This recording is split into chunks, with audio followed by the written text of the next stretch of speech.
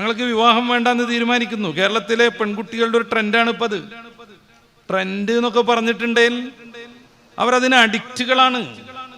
വിവാഹം വേണ്ടാന്ന് തീരുമാനിക്കുക. എന്തേ കാര്യം? വിവാഹമൊക്കെ ആകുമ്പോൾ ചില നിയന്ത്രണങ്ങളൊക്കെ വേണ്ടി വരും. ഇത് അവർക്ക് ആടണം, പാടണം, പറക്കണം, ചേക്കേറണം, പണം സ്വരൂപ കൂട്ടണം. അതിനെന്തെങ്കിലുമൊക്കെ ഒരു മാർഗം വേണം. ലഹരിയുടെ മായാലോകത്ത് അവർക്ക് ചുറ്റിക്കറങ്ങണം, സങ്കല്പ ലോകത്ത് വിരാജിക്കണം. ഇതിനുവേണ്ടി എന്തും ചെയ്യാൻ അവർ റെഡിയാണ്. ആക്ഷേപിക്കാനല്ലത് പറയുന്നത്. എൻ്റെ മുമ്പിൽ മക്കൾ നന്നായി വളരണമെന്ന് ആഗ്രഹിക്കുന്ന നിരവധിയായ രക്ഷിതാക്കളുണ്ട്, പ്രത്യേകിച്ച് ഉമ്മമാരും സഹോദരിമാരുണ്ട്. എങ്ങനെയാവണം നമ്മുടെ മക്കൾ, അതിലേറെ എങ്ങനെയാവരുത് നമ്മുടെ മക്കൾ എന്നത് വിശദീകരിക്കാനാണ് ഞാൻ ശ്രമിക്കുന്നത്. നിരന്തരമായി അവരുടെ പിറകെ കൂടേണ്ടതുണ്ട്. അവരുമായുള്ള ബന്ധം നമ്മൾ ഊട്ടി വളർത്തേണ്ടതുണ്ട്. അവരുടെ ജീവിതത്തിൽ എന്തെങ്കിലുമൊക്കെ മാറ്റം വരുന്നുണ്ടോ എന്ന് സൂക്ഷ്മമായി പരിശോധിക്കേണ്ടതുണ്ട്. നമ്മുടെ ചില അലസതകളുണ്ട്, നമ്മളതിന് ന്യായം പറയും. അവനെ 5 വരെ മദ്രസക്ക് വിട്ടില്ലേ, 7ാം ക്ലാസ് വരെ മദ്രസ പഠിപ്പിച്ചില്ലേ, ഇനി അവനായി അവൻ്റെ പാടായി എന്നൊക്കെ പറഞ്ഞിട്ട് കൈ കഴുകാൻ ശ്രമിക്കുന്ന രക്ഷിതാക്കളുണ്ട്. പ്രിയപ്പെട്ടവരെ, നമുക്കതിന് അർഹതയില്ലെന്ന് മനസ്സിലാക്കണം. സയ്യിദ്ന അബ്ദുല്ലാഹി ഇബ്നു ഉമർ റളിയല്ലാഹു അൻഹു മഹാപണ്ഡിതനാണ്. ഫിഖ്ഹ് അറിയുന്ന വലിയ 4 പണ്ഡിതന്മാർ, 4 അബ്ദുള്ളമാർ ചരിത്രത്തിലുണ്ട്. അതിൽ ശ്രദ്ധേയനാണ് അബ്ദുല്ലാഹി ഇബ്നു ഉമർ റളിയല്ലാഹു അൻഹു, പ്രിയപ്പെട്ട ഉമർ റളിയല്ലാഹു അൻഹുവിന്റെ പുത്രൻ. ഒരു ദിവസം നബിയോടൊത്തുള്ള യാത്രയിൽ അബ്ദുല്ലാഹി ഇബ്നു ഉമർ റളിയല്ലാഹു അൻഹുവിന്റെ കുതിര അള്ളാഹുവിന്റെ റസൂലിന്റെ കുതിരയുടെ മുന്നിലേക്ക് ഓടി അതിന്റെ മുന്നിലൂടെ അങ്ങോട്ട് പാഞ്ഞു പോകുന്നു. സയ്യിദ്ന ഉമർ ഫാറൂഖ് തങ്ങൾ അവിടെ ഇല്ലായിരുന്നു. പക്ഷേ എവിടെ നിന്നോ പെട്ടെന്ന് അവിടെ എത്തി ആ കുതിരയുടെ കടിഞ്ഞാൻ പിടിച്ച് വട്ടം ചുറ്റിച്ച് ആ നിരയുടെ ബാക്കിലേക്ക് കൊണ്ടുവന്ന് നിർത്തിയിട്ട് പണ്ഡിതനായ മുത്തബിഉസ്സുന്നയായ 4 മദ്ഹബുകൾ 4 അബ്ദുള്ളമാരിലേക്ക് ചെല്ലുന്നുവെന്നാണ് സൂക്ഷ്മമായ പഠനം. അതിലൊരു മഹാനായ അബ്ദുല്ലാഹി ഇബ്നു ഉമർ എന്ന തന്റെ പുത്രനോട് ഹബീബായ നബി സല്ലല്ലാഹു അലൈഹി വസല്ലമ തങ്ങളുടെ മുന്നിലൂടെ കുതിരയോടിക്കാൻ, വാഹനം ഓടിക്കാൻ നിനക്ക് എങ്ങനെ ധൈര്യം വന്നടാ എന്ന് ശക്തമായ ഭാഷയിൽ സയ്യിദ്ന ഉമറുൽ ഫാറൂഖ് തങ്ങൾ ചോദിക്കുകയാണ്. വിനയത്തോടുകൂടെ, ഭവ്യതയോടുകൂടെ അബ്ദുല്ലാഹി ഇബ്നു ഉമർ തങ്ങൾ മറുപടി പറഞ്ഞു, പിതാവേ ക്ഷമിക്കണം, ഞാൻ ഒരിക്കലും ഹബീബായ നബി തങ്ങളുടെ വാഹനത്തിന് മുന്നിലേക്ക് എൻ്റെ വാഹനത്തെ ഓവർടേക്ക് ചെയ്യിപ്പിച്ചതല്ല. പരിശീലനം പൂർത്തിയാകാത്തൊരു കുതിരയാണ്, അതെന്റെ നിയന്ത്രണം ഭേദിച്ചോടിപ്പോയതാണ്. എന്റെ നിയന്ത്രണത്തിൽ നിൽക്കാതെ അത് ഓടിപ്പോയതാണ്. സയ്യിദ്ന ഉമർ ഫാറൂഖ് തങ്ങൾക്ക് നിയന്ത്രിക്കാൻ പറ്റാത്ത ഒരു കുതിരയും മറ്റു ജന്തുക്കളും ഇല്ല. അവിടുന്ന് തലതിരിച്ചുകൊണ്ട് കൊന്നു ബാക്കിലാക്കി വെച്ചു. നമ്മൾ എന്താ മനസ്സിലാക്കേണ്ടത്? വലിയ പണ്ഡിതനായ തന്റെ മകനിൽ നിന്ന് ചെറിയൊരു അദബുകേട് പോലെയുള്ളത് സംഭവിച്ചപ്പോ അവനെ ശക്തമായ ഭാഷയിൽ തിരുത്താൻ സയ്യിദ്ന ഉമർ ഫാറൂഖ് റളിയല്ലാഹു അൻഹു തയ്യാറാകുന്നു. ഇതാവണം നമ്മുടെ ജീവിതം. 5 കൊല്ലം മദ്രസ പഠിച്ചില്ല, ഇനി അവന്റെ പാടായി എന്ന് പറയരുത്. പ്രിയപ്പെട്ട രക്ഷിതാക്കളെ, ഉമ്മമാരെ, വാപ്പമാരെ, നമ്മുടെ മക്കളോടൊപ്പം ഒരു അരമണിക്കൂറെങ്കിലും ചേർന്നിരിക്കാനുള്ള സമയമെങ്കിലും നമ്മൾ കണ്ടുപിടിക്കണം ദിവസവും. അതുകൊണ്ട് അവരോടൊപ്പം ഒന്നിച്ച് ഭക്ഷണം കഴിക്കണം എന്ന് പറയുന്നത്. ആടിയാണോ വരുന്നത് എന്ന് അറിയാൻ പറ്റും. അവർ ഭക്ഷണം എടുത്തിട്ട് ഇങ്ങനെ സൂക്ഷ്മമായി നോക്കുന്നുണ്ടോ എന്ന് നമുക്ക് ശ്രദ്ധിക്കാൻ പറ്റും. സാധാരണ കാണുന്ന ഒരു ഭക്ഷ്യപദാർത്ഥത്തെ അവർ സൂക്ഷ്മമായി ഗവേഷണം നടത്തുന്നുണ്ടെങ്കിൽ മനസ്സിലാക്കണം ഉള്ളിൽ എന്തോ ഒരു ലഹരി പെട്ടിട്ടുണ്ടെന്ന്. ഇതാദ്യമായി കണ്ണിനെയാണ് ബാധിക്കുന്നത്. അതുകൊണ്ടാണ് വിഷമദ്യ ദുരന്തം, 100 പേരുടെ കാഴ്ച, 200 പേരുടെ കാഴ്ച നഷ്ടപ്പെട്ടു എന്നൊക്കെ നമ്മൾ പേപ്പറിൽ വായിച്ചുകൊണ്ടിരിക്കുന്നത്. അപ്പൊ പിതാവിന്റെ മുഖത്തൊന്നും ഇങ്ങനെ സൂക്ഷ്മമായിട്ട് നോക്കണുണ്ടേ ഉള്ളിൽ എന്തോന്ന് കുടുങ്ങിക്കണെന്ന് പറയണം. പണ്ടത്തെ പോലെ പ്രിയപ്പെട്ട ഉമ്മമാരെ കണ്ണ് ചുമന്ന് വരൂല. നല്ല ശക്തമായ ഐ ഡ്രോപ്സുകൾ കണ്ണ് ഡോക്ടർ പ്രത്യേകമായി പരിശോധിച്ച് എഴുതി കൊടുക്കുകയും അദ്ദേഹം പറഞ്ഞ അദ്ദേഹം പറഞ്ഞ അത്ര ഡ്രോപ്പ്, അത്ര തുള്ളി മാത്രം കണ്ണിലുറ്റിക്കേണ്ട ആ സാധനം 8ഉം 10ഉം തുള്ളി ഇറ്റിച്ച് കണ്ണിന്റെ ചുമപ്പ് കഴുകിക്കളഞ്ഞാണ് അവർ വീട്ടിലേക്ക് വരുന്നത്. പഴയ പോലെ മദ്യത്തിന്റെ മണം വരൂല. 4ഉം 5ഉം വീതം ചുയിങ്കം തിന്ന് ആ മദ്യത്തിന്റെ മണത്തെ മൂടി വെച്ചാണ് അവർ കടന്നു വരുന്നത്. പിന്നെ നമുക്ക് ആകെ അറിയാനുള്ള ഒരു മാർഗം അവരുടെ പ്രവൃത്തിയിൽ വല്ല മാറ്റം വന്നിട്ടുണ്ടോ എന്നാണ്. അതിന് നമ്മളവരൊറ്റൊരു ബന്ധമില്ലാതായാൽ, നമ്മളവരോടൊരു ബന്ധമില്ലാതായി കഴിഞ്ഞാൽ പിന്നെ നമുക്ക് എങ്ങനെ അത് മനസ്സിലാക്കാൻ പറ്റും?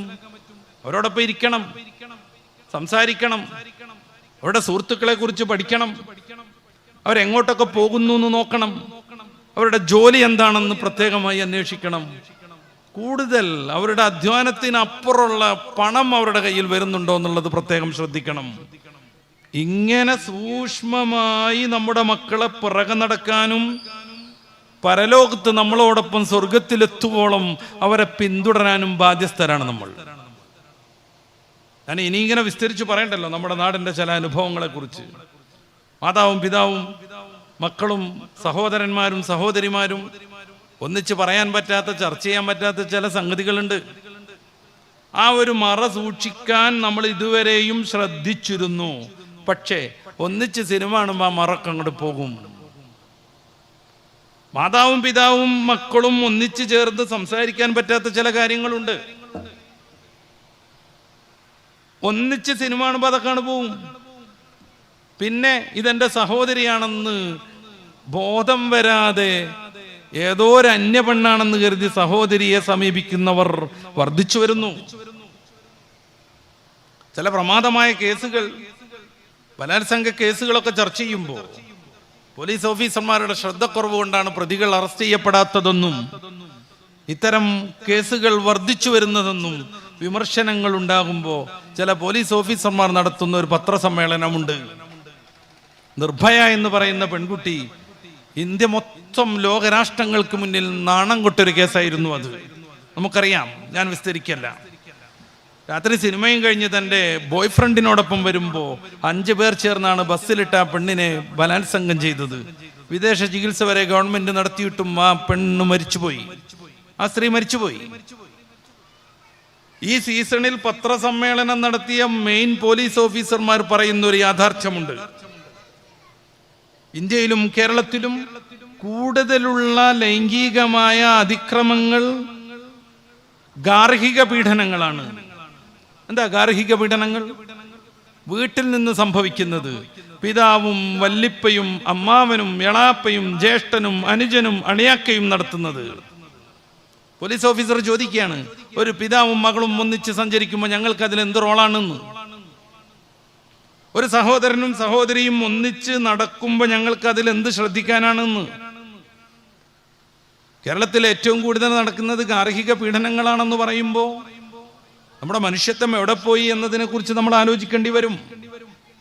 സ്വന്തം പെങ്ങളെയും സ്വന്തം മകളെയും സ്വന്തം ഉമ്മയെയും ഒക്കെ ലൈംഗിക വൃത്തിക്ക് ഉപയോഗപ്പെടുത്തണമെന്നും അത് നല്ലൊരു ജൈവികമായ പരിണാമമാണെന്നും പഠിപ്പിക്കുന്നവരും ക്ലാസ് എടുക്കുന്നവരും നമ്മുടെ കേരളത്തിൽ പോലും ഉണ്ട്. ലിറ്റ്മിസിന്റെ 2 വർഷം മുന്നേയുള്ള പതിപ്പിൽ കോഴിക്കോട് വെച്ച് മതരഹിതരായ ആളുകളൊക്കെ കൂടെ ചേർന്ന് അവരുടെ കോട്ടയത്തുകാരനായ ഒരു നേതാവ് ക്ലാസ് എടുത്തത് ഇൻസിസ്റ്റിന്റെ പോരിശയെ കുറിച്ചായിരുന്നു. എന്താ ഇത്? അഗമ്യഗമനം എന്ന് മലയാളം എന്ന് വെച്ചാൽ അടുത്ത രക്തബന്ധമുള്ള, നേരത്തെ പറഞ്ഞ സഹോദരിയോടും മാതാവിനോടും മകളോടുമൊക്കെ ലൈംഗിക ബന്ധത്തിൽ ഏർപ്പെടുന്നതിന്റെ ഗുണത്തെക്കുറിച്ച് ആഗോളതലത്തിൽ അവരുടെ ഗ്രന്ഥങ്ങളുണ്ട്. പീറ്റർ സിംഗറിനെ പോലെയുള്ളവരുടെ പ്രാക്ടിക്കൽ എയ്റ്റിസം എന്ന പുസ്തകത്തിലൊക്കെ ഇതാണ് കാര്യമായി ചർച്ച ചെയ്യുന്നത്. അത്തരം വൃത്തികേടുകളും അത്തരം ദുഷിച്ച ആശയങ്ങളും നമ്മുടെ കേരളത്തിലേക്ക് കൊണ്ടുവരാനും അത് പ്രചരിപ്പിക്കാനും ക്ലാസ് എടുക്കാനും തയ്യാറാകുന്നവർ പോലും നമ്മുടെ ഇടയിലും നമ്മുടെ കാലത്തും ജീവിക്കുന്നുണ്ട്. ഇങ്ങനെ താത്വികമായ പിന്തുണ കിട്ടുന്നതോടുകൂടെ സിനിമ വരുന്നു പ്രലോഭിപ്പിക്കാൻ. മദ്യവും മയക്കുമരുന്നും അവരെ മനുഷ്യരല്ലാതെയാക്കി മാറ്റുന്നു. സിനിമയും അതുപോലെയുള്ള വൃത്തികെട്ട വീഡിയോകളും കണ്ട് ഇമോഷണലി ചൂടായി നിൽക്കുന്നവന്റെ മുന്നിൽ മയക്കുമരുന്നിന്റെ സ്വാധീനം കൂടി എത്തുമ്പോൾ ഇതെന്റെ പെറ്റമ്മയാണെന്ന ബോധത്തിൽ നിന്നവൻ മാറുന്നു. ഇതെന്റെ പെങ്ങളാണെന്ന ശ്രദ്ധയിൽ നിന്ന് അവൻ മാറി സഞ്ചരിക്കുന്നു. അവന്റെ മുന്നിൽ 2 പേരും കേവലം സ്ത്രീകൾ മാത്രം. അങ്ങനെയാണ് സ്വന്തം മകനെ കൊണ്ട് കാസർഗോട്ടിലെ ഒരു മാതാവിന് ഗർഭം പേറേണ്ടി വരുന്നത്. അങ്ങനെയാണ് നിരവധി സഹോദരിമാർക്ക് അവരുടെ സഹോദരന്മാരിൽ നിന്ന് ഈ സംഭവം ഉണ്ടാകുന്നത്. ഞാൻ പ്രലോഭിതനായി പോയി എന്നാണ് കൗൺസിലറുടെ മുമ്പിൽ ഒരു ചെറുപ്പക്കാരൻ പറഞ്ഞത്. അച്ഛൻ കയ്യും പിടിച്ച് മോളെയും കൊണ്ട് അബോർഷന് ചെല്ലുന്നു ഒരു ആശുപത്രിയിലേക്ക്. അത് പാടില്ലെന്നും പറഞ്ഞ് കൗൺസിലിംഗ് കൊടുക്കുന്നു. ആ സമയത്ത് അച്ഛൻ പറയുന്നത്, ഇത് ഞാൻ സംരക്ഷിക്കാം, പ്രസവിക്കാൻ സമ്മതിക്കാൻ ചെയ്യാം, ഇതെന്റെ മോളാണ്. ഇവൾക്ക് ഈ സംഭവം ഉണ്ടായത് അവൻ്റെ സ്വന്തം സഹോദരനിൽ നിന്നാണ്, എൻ്റെ മോനിൽ നിന്ന്. ഇനി ഞാൻ എന്ത് ചെയ്യണം എന്ന് ചോദിക്കുമ്പോൾ ഈ ചെറുപ്പക്കാരനെ വിളിച്ച് കൗൺസിലർ സംസാരിക്കുകയാണ്. ആ സമയത്ത് അവൻ പറഞ്ഞത് ഒരു പ്രമുഖമായ വാരികയിൽ വന്നിരുന്നു. ആ ചെറുപ്പക്കാരൻ പറഞ്ഞത്, അന്ന് പപ്പയില്ലായിരുന്നു വീട്ടിൽ, മമ്മിയില്ലായിരുന്നു വീട്ടിൽ, ഞാനും സിസ്റ്ററും ഒന്നിച്ച് സിനിമ കാണാനിരുന്നു. സിസ്റ്റർ സ്ലീവ്ലെസ് ആയ ഒരു ടീഷർട്ടായിരുന്നു ധരിച്ചത്, ഒരു ട്രൗസറും, ഞാനും ഒരു ബർമൂഡ ഇട്ടായിരുന്നു. ആ സിനിമ പുരോഗമിച്ചു കൊണ്ടിരിക്കുമ്പോൾ അതിലുള്ള നായകനും നായികയും കളിക്കുന്ന കളി കണ്ട് സാറേ ഞാൻ പ്രലോഭിതനായി പോയി എന്നാണ്. സാറേ ഞാൻ പ്രലോഭിതനായി പോയി. തൊട്ടടുത്തിരിക്കുന്നത് തന്റെ പെങ്ങളാണെന്നവൻ തൽക്കാലത്തേക്കെങ്കിലും മറന്നുപോയി. അവൻ യുക്തിവാദിയായി എന്നർത്ഥം. അല്ലാഹുവിന്റെ റസൂൽ സല്ലല്ലാഹു അലൈഹി വസല്ലം തങ്ങൾ പറഞ്ഞു, ലാ യസ്നി സാനി ഹീന യസ്നി വഹുവ മുഅ്മിൻ. മുഅ്മിനായിട്ട് ഒരാൾക്ക് വ്യഭിചരിക്കാൻ കഴിയില്ല. ആ നിമിഷത്തേക്ക് അവൻ യുക്തിവാദിയായി മാറുന്നു. മതത്തിന്റെ ധാർമ്മിക ശീലുകൾ മാറ്റിവെക്കുന്നു. ലാ തഖ്റബു സിന, വ്യഭിചാരത്തിലേക്ക് അടുക്കരുതെന്ന ഖുർആനിന്റെ വാക്യം അവൻ മറന്നു പോകുന്നു. അവൻ യുക്തിക്ക് പ്രാധാന്യം കൊടുക്കുന്നു.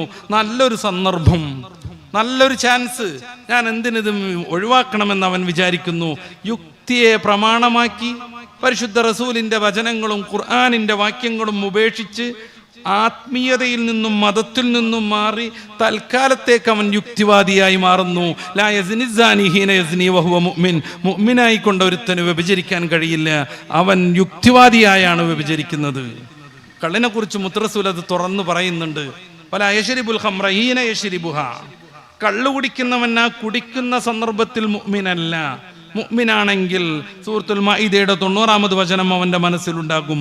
ഇന്നമൽ ഖംറു വൽ മൈസിർ, ചൂതാട്ടവും കള്ളും നിഷിദ്ധമാണെന്നും ഫഹൽ അൻതും മുൻതഹൂൻ, വിരമിക്കുന്നില്ലേ എന്ന ഖുർആനിന്റെ മനോഹരമായ ആ ഒരു ചോദ്യം അവന്റെ മനസ്സിൽ തളം കെട്ടി നിൽക്കും. അവൻ അതിൽ നിന്ന് മാറിപ്പോകും. അങ്ങനെയാണ് മദീന തെരുവിലൂടെ ഈ സൂക്തം ഇറങ്ങിയപ്പോൾ മദ്യത്തിന്റെ പുഴകൾ ഒഴുകിയത്. സിനിമ പ്രലോഭിപ്പിക്കുമ്പോൾ മതത്തിൽ നിന്ന് മാറി യുക്തിവാദത്തിലേക്ക് എത്തുന്നു, തൽക്കാലത്തേക്കെങ്കിലും. ദാർശനികമായി അവൻ അങ്ങനെ ഒരു തീരുമാനം എടുത്തിട്ടില്ലെങ്കിൽ പോലും യുക്തി അവൻ പ്രമാണമാക്കുന്നു, പ്രാധാന്യം കൊടുക്കുന്നു. ഇങ്ങനെ സിനിമ മുതൽ സീരിയൽ വരെ ആത്മഹത്യക്ക് പ്രേരിപ്പിക്കുമ്പോൾ, മദ്യപാനത്തിന് പ്രേരിപ്പിക്കുമ്പോൾ, മലയാളികൾ ഇങ്ങനെ മരിക്കണമോ എന്ന പ്രസിദ്ധമായൊരു പുസ്തകമുണ്ട്, പഴയ പോലീസ് ഓഫീസർ ഷിബി മാത്യു തയ്യാറാക്കിയത്. അതിൻ്റെ ന്യൂ എഡിഷനും ഈയിടെ പുറത്തിറങ്ങിയിട്ടുണ്ട്. പുതിയ കണക്കുകളെല്ലാം വെച്ച് പഴയ കണക്കുകളൊക്കെ അപ്ഡേഷൻ ചെയ്തുകൊണ്ടുള്ള പതിപ്പ്. അദ്ദേഹം പറയുന്നുണ്ട്, കേരളത്തിൽ ആത്മഹത്യയുടെ പ്രധാന കാരണം മദ്യപാനമാണെന്ന്. കേരളത്തിലെ ആത്മഹത്യയുടെ പ്രധാന കാരണം മദ്യപാനമാണെന്ന്. സിനിമ കണ്ടങ്ങിരിക്കുന്ന മോന് എന്തെങ്കിലും പ്രയാസം വരുമ്പോൾ മദ്യപിക്കണമെന്ന് സിനിമയിലെ നടൻ പഠിപ്പിച്ചു കൊടുക്കുന്നു. കയറിട്ട് കെട്ടിത്തൂങ്ങണമെന്ന് സിനിമയിലെ നടി പഠിപ്പിച്ചു കൊടുക്കുന്നു. ഇവരെ അനുകരിക്കുന്നവർക്ക് മറ്റ് ജീവിത വീക്ഷണങ്ങൾ ഇല്ലാതെയാകുന്നു. എന്തെങ്കിലും പ്രയാസം വരുമ്പോൾ, എന്തെങ്കിലും ബുദ്ധിമുട്ട് വരുമ്പോഴേക്ക് ജീവിതം തന്നെ അവർ അവസാനിപ്പിക്കുന്നു. ഇത്തരം പ്രലോഭനങ്ങൾ സിനിമയായാലും സീരിയലായാലും ഒക്കെ നിറഞ്ഞു നിൽക്കുന്ന ഇത്തരം സന്ദർഭത്തിൽ ഞാൻ എൻ്റെ വാക്കുകൾ അവസാനിപ്പിക്കുന്നു. പ്രിയപ്പെട്ട രക്ഷിതാക്കളെ, നമ്മുടെ മക്കൾ നമ്മുടേത് തന്നെയാവണം. നമ്മുടെ മക്കൾ നമ്മുടെ ശത്രുക്കളാവരുത്. പരിശുദ്ധ ഖുർആൻ സൂചിപ്പിക്കുന്നുണ്ട്, ഇന്നമാ അംവാലുക്കും ഔലാദുക്കും ഫിത്ന, നിങ്ങളുടെ സമ്പത്തും മക്കളും ചിലപ്പോൾ ഫിത്നയായി മാറിയേക്കും. ഫിത്നയായി മാറാതെ നമ്മുടെ വാർദ്ധക്യത്തിലും നമ്മുടെ എല്ലാ നിമിഷത്തിലും നമുക്ക് താങ്ങും തണലുമാവാൻ, മരണപ്പെട്ടാൽ നമ്മുടെ ഖബറിന്റെ മുന്നിൽ വന്ന് ഹൃദയം പൊട്ടിക്കൊണ്ട് അർത്ഥമായ ഭാഷയിൽ പടച്ച റബ്ബിന്റെ മുമ്പിൽ എൻ്റെ ഉമ്മക്ക് പുറത്തു കൊടുക്കണേ റബ്ബേ, എൻ്റെ ഉപ്പയാണിത്, ഞാൻ വലുതായി വളരാൻ വേണ്ടി കഠിനാധ്വാനം ചെയ്ത മനുഷ്യൻ, അദ്ദേഹത്തിന് ഇനി പുറത്തു കൊടുക്കണേ എന്ന് പ്രാർത്ഥിക്കുന്ന നല്ല ആത്മീയ സന്താനമായി മാറാൻ നിരന്തരമായി പ്രാർത്ഥിച്ചുകൊണ്ടിരിക്കുക, പ്രയത്നിച്ചുകൊണ്ടിരിക്കുക. നമ്മുടെ മഅ്ദിൻ സ്ഥാപനങ്ങളുമായൊക്കെ നിരന്തരമായി ബന്ധപ്പെടുക, മക്കളെയൊക്കെ ബന്ധപ്പെടുത്തിക്കൊണ്ടേയിരിക്കുക.